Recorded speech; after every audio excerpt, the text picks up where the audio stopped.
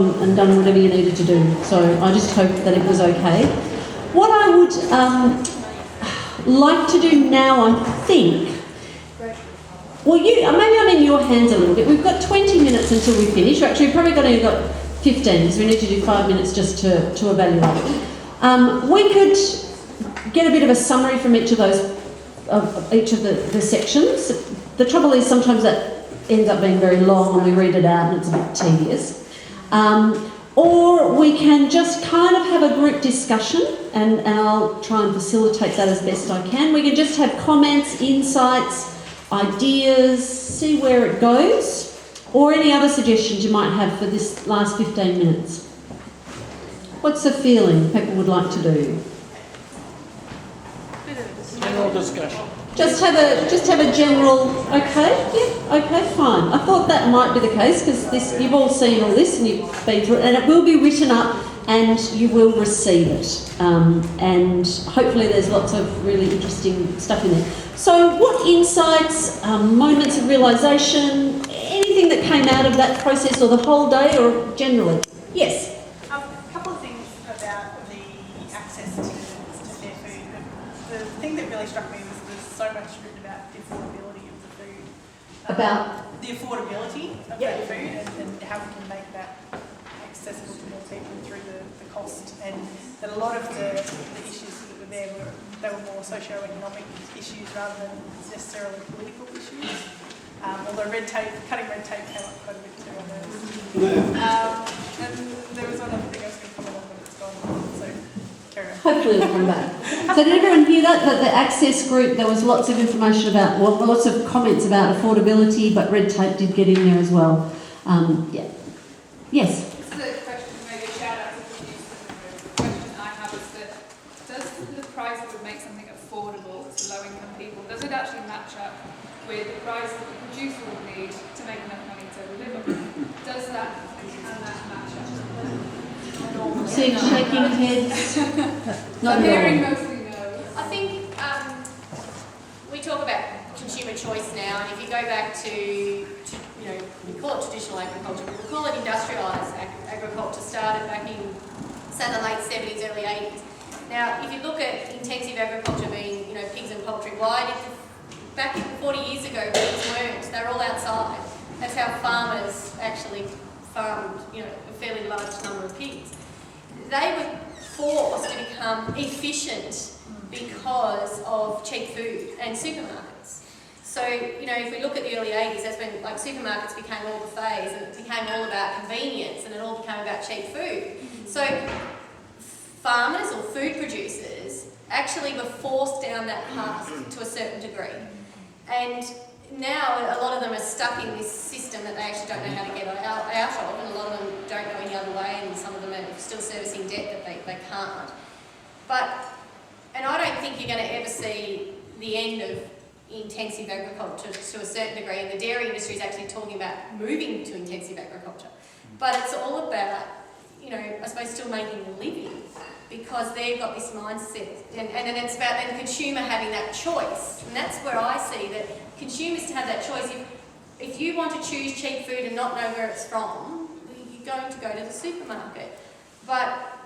And this is where the morals have got to line up with their behaviour. So if I morally want to choose this, and I morally want local food, and I morally want to know that farmers in my area are actually making a living, I've got to support them. And vice versa. Our businesses, our local farms, have got to support local businesses, employ local people to actually make the community go round. And I think that's where it's falling down to a certain degree at the moment, is we have people come to us and say, you're doing a fantastic job, I wish every pig could live that way. They don't buy an ounce of product from us. So I'm not going to be here in the long run, and my pigs are not going to have that life if we're not financial. Great. Fantastic. Thanks for that summary and that history. It's really important. We grow stuff, and the aim is so that we can reduce the price because we're already buying a wholesaler. So if we're growing it, we get more money than if it's a wholesaler, and our customers get it for cheaper. And our customers are they're on the lowest wages possible, lots of benefits, and a lot of them make the choice to buy. I can't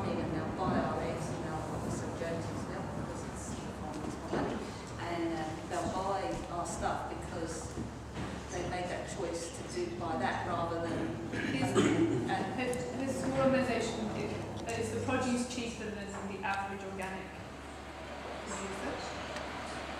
See, the problem with organics is the organic retailer. The conventional fruit and veggie shops may put on 30 or 40% margin on their produce. Organic retailers put on 100%. They double. So what was But that's standard in retail. The general retail markup is 100% on not wholesale price. fruit and veg. So, you've got to shift it so organic was cheaper and sell more. I'm just getting to the point where we're talking about affordability and access, but it's kind of a vague concept. It's If more we- access. The apples at the supermarket are more expensive than the organic ones at my local farmers market. They're actually more expensive, but 1,000 times more people go to the supermarket than they do to my local farmers market. So it isn't actually about affordability. People can afford it, they're just choosing not to, or they're not making a choice because the choice isn't obvious. So over there, there's a good discussion around how do we actually change people's eating culture? How do we get them to support these kind of, is it through schools? Is it on a really local community level? I don't know. What Probably everything. All right, well, just, sorry, there was a But question. it's not happening. Or is it I think it happening? is. I think it actually is happening. I think in the last 5 years that we've been going, it is happening. It's slow, and changing culture is slow. Yes. Just going on from what Fiona just said, people come to our house, our kids come, have friends over there, they're going to have meat 7 days a week. Like I always say, eat less, eat better, but eat less. We only eat meat 3 times a week in our house, even though we have endless amounts of meat. The same with veggies, eat better, eat less. Use 1 or 2 kinds of veggies rather than the Australian equivalent of having 6 different types of vegetables on your plate, which from a sustainability perspective is not. And I think it's educating people how to eat efficiently on an organic diet or an organic budget. We live on a very small budget, but we eat really healthy. And I think if we don't eat out, we don't eat those kinds of And things. are you well and go to the doctor? I just said to someone, I said, we don't have a family doctor. We don't know who they are. So. Sorry, we've got a question over here, and then I think Bill. So it's not so much a question, it's just a point talking about farmers markets and people's choices of eating sort of organic and locally produced food. It's not always comes down to whether or not they want to shop at the supermarket or at a market. Sometimes markets are once a week, once a month, so it's just more the availability and the access of being able to get to that food. So it's somehow trying to cut down those barriers. So I know I personally would prefer to shop at a market or locally produced food, but you just can't always get there on a weekend. So it's trying to create sort of an opportunity for the producers and the consumers to get that fresh, locally produced food. Bill? I think there's an awful lot of different models out there, and bringing to a future of local food for local government there a while ago. It's in the radar. I'm on council, so other councils, there's a lot of councillors and a lot of administrative staff there, and that thing alone, but we can feed off a lot of other things, and shop local, which we're looking at that at the moment and pushing the big way and getting a really good result out of that. What Belinda said, if you expect to people to support you, you've got to support them, and this is what it's all about.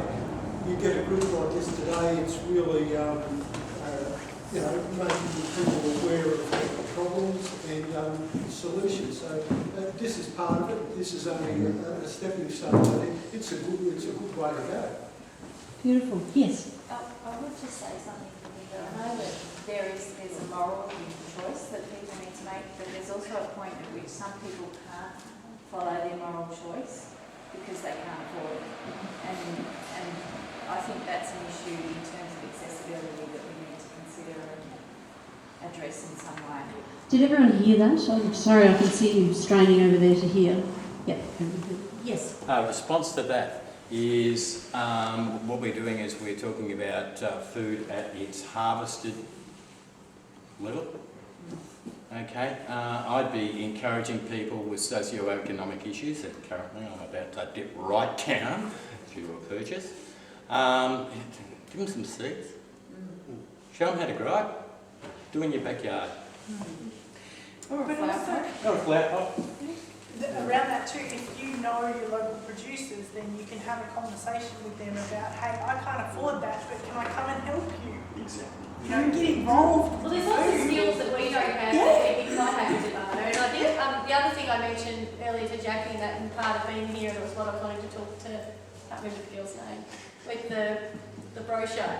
Meat's commonly not on the radar, and I mean, yes, we're meat producers.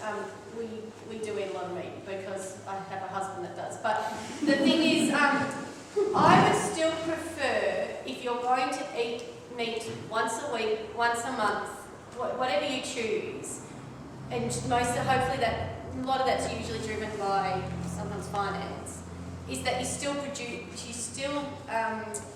my words are not coming out properly, support a local farmer, and hopefully with the morals of that farming or that animal that you want. So if you're able to work out how, buy now, if you know that your local butcher, that's the other thing. I don't care, even if you're just supporting a local butcher because you know that he buys his beef locally or his lamb locally, is better choice than actually, I'm being rude, but supporting Coles and Safeway. But Coles and Safeway is tapping into that. They've got really big marketing campaigns about that they support local. They are, but it's interesting when you go to branding workshops and you find out that some of those businesses, all they've become now is they're just sourcing their beef from everywhere. They started off with these values and morals, and it's now expanded because they can't possibly supply Coles in Australia from one farm.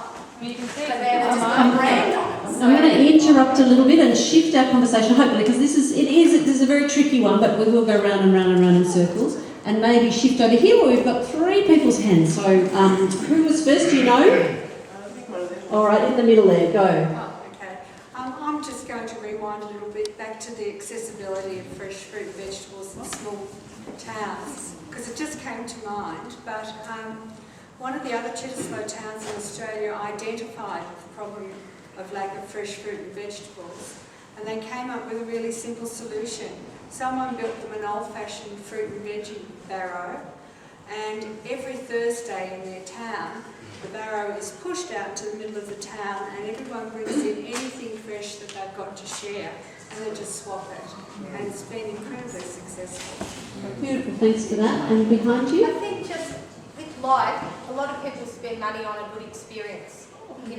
That's what they want. Like they want a good car, you're going for the big money. So if it's somehow a good experience, whether that's connection with where it came from, the shopkeeper, whatever, if it's a very good experience, I think that's really important too. Right, and in the front? I think too the shop local thing is very important consideration to think about, because we've got a great unemployment situation in our country. You could say a lot of our jobs are going off-seas, offshore and whatever. What are the jobs here for local people? What are the jobs for the youth? We've got lots of land, and also the money, we're giving our money to these supermarkets, and our supermarkets are sending our money off elsewhere. So our money is leaking off into some other, down Melbourne or whatever. If we can be seeing that if we produce our own food here, our money stays here.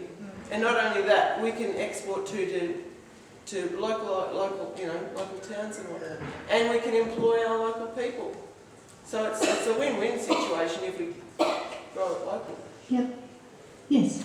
I guess one of the major problems is that we actually have government policy that has developed a food plan for Australia, which is using the cliches of food bowl to Asia while we actually concrete over it with our housing developments.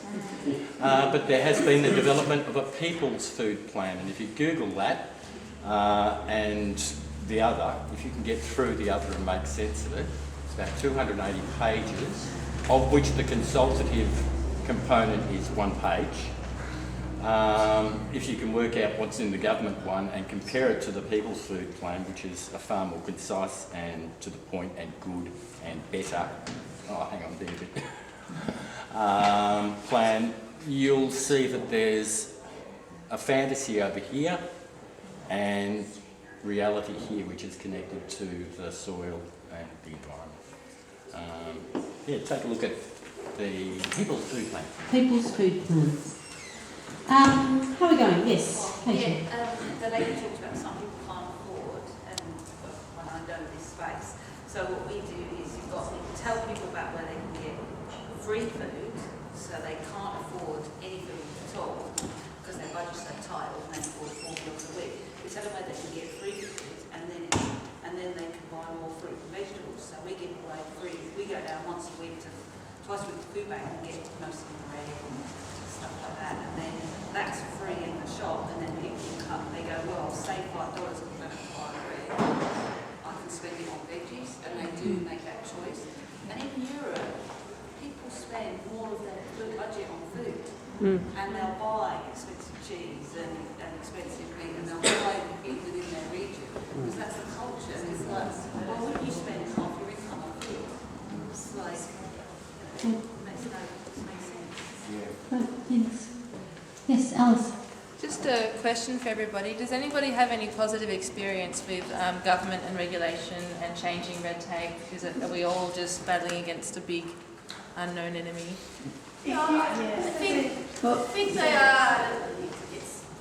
They're stuck in a bit of a culture and sometimes a framework that they don't know how to change either. So I do think it is changing, but I think sometimes it's working with it and not against it. I think as soon as you get defensive, and from very big experience, as soon as you get defensive, everyone just gets their back up and it becomes a really big power.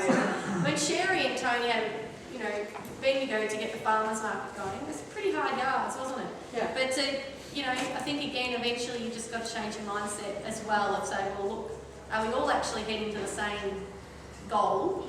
And get them on the same sort of page. We're eventually we were winery in Salvador could serve food, and I don't know whether we've just struck the people or what, but they've been very helpful.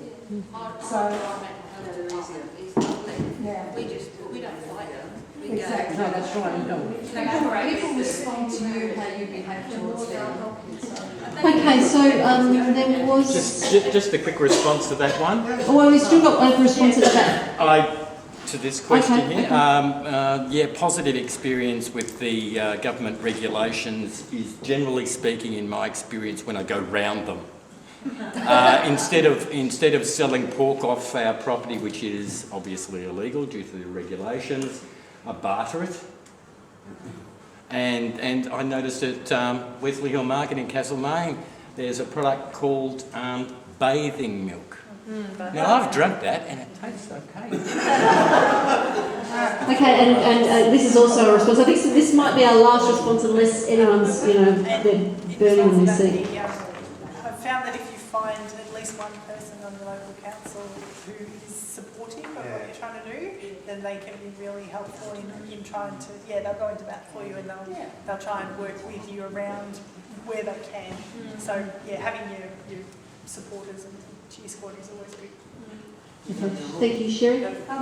There's a lot of big macro issues that we're raising, socio-political, cultural issues, but looking around at the 6 stations we're at, there seems to be a lot of really easy, quite straightforward grassroots community capacity building projects there. I think it goes back to your talk this morning about starting small and growing and building relationships and things like that. This seems to be looking at quite a few things. So really, nice little projects that could be starting around food and the educational process and engagement and getting the nice experience of growing something or sharing between people, so that it's a win-win. I mean, you feel successful, not overwhelmed by some of the hugeness of some of the issues that we've raised today. Yeah, and it is a grassroots movement, and the more strength there is in at the grassroots level, the more say that you will have when you go, the more power you'll have when you go to approach councillors.